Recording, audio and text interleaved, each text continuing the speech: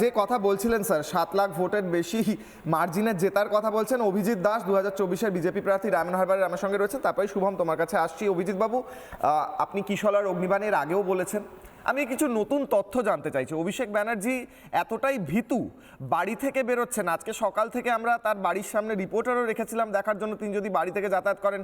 Online ডেলিভারিতে খাবার আসছে, পূজারি মানে পুরোহিত পুজো দিতেও আসছেন, তাকে জিজ্ঞেস করা হচ্ছে যে অভিষেক ব্যানার্জি কি রয়েছেন তার বাড়িতে যিনি আসেন, তিনি বলছেন আজকাল আর দেখতে পাই না, কোথায় থাকেন বলতে পারবো না, ভেতরের কোনো রুমে থাকেন। মানে ভয়ঙ্কর পরিস্থিতি।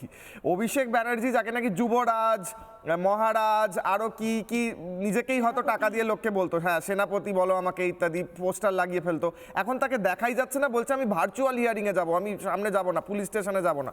বলুন স্যার অভিজিৎ দাস। আমি আর কি বলবো, আপনারা ওকে নিয়ে চর্চা করুন।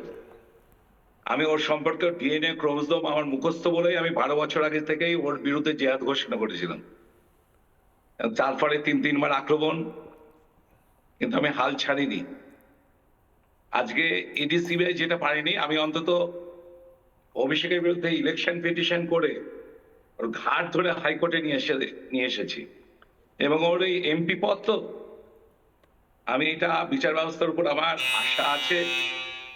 আমি আশা করব আমাদের মাননীয় বিরোধী দলদা যেভাবে লড়ছেন, ওর এই এমপি পদ ক্যান্সেল হবে এবং আগামী 6 বছর ও কোনো ভোটে দাঁড়াতে পারবে না।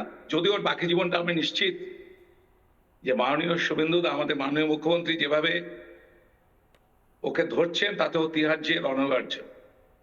দেখুন, অভিষেক হচ্ছে একটা অশিক্ষিত, নবনালন্দা থেকে ক্লাস 8-এ সমস্ত সাবজেক্টে কোনোটাই ডবল ডিজিট পাইনি।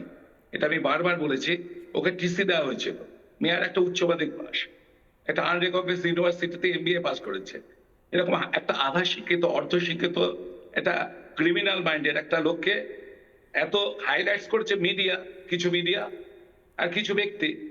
আমার তো এই যেমন ধরুন অভিষেকের এমপি অফিস, ইডি সিজ করে, ইডি কে নির্দেশ দিচ্ছে হাইকোর্টে এটা সিজ করাতে, এটা গিভস অ্যান্ড মাউন্টসের। ইডি ওইটা সিলটা খুলে অভিষেক কি করে এমপি অফিসটা চালাতো, কেন ইডি আধিকারিক, এগুলো তদন্ত হওয়া দরকার।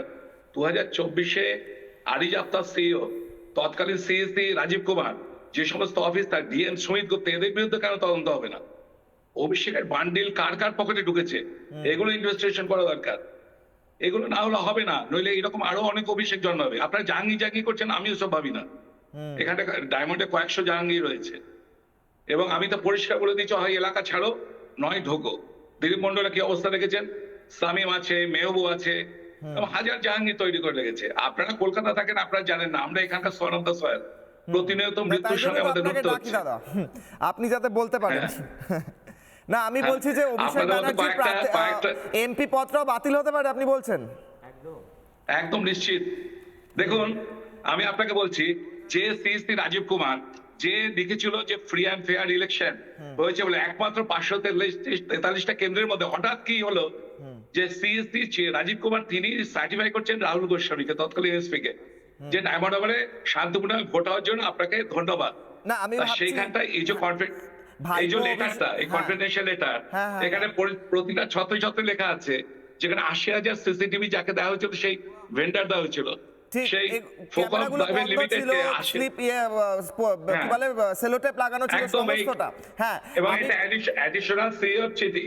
তাহলে এইটা থাকা সত্ত্বেও কেন একটা রিপোর্ট দিল না? ঠিক, রিপোর্ট কেন দিল না? ঠিক কথা, ঠিক প্রশ্ন, এটা অবশ্যই চ্যালেঞ্জ হওয়া উচিত এবং নতুন করে তদন্ত হওয়া উচিত। দাদা, আমি আপনার কাছে আসছি। নানা ধরনের কন্টেন্ট দেখার জন্য লাইক করুন, শেয়ার করুন আমাদের ফেসবুক পেজ, সাবস্ক্রাইব করুন আমাদের ইউটিউব চ্যানেল। পাশাপাশি অন্যান্য ব্রেকিং নিউজের জন্য অবশ্যই চোখ রাখুন রিপাবলিক বাংলায়।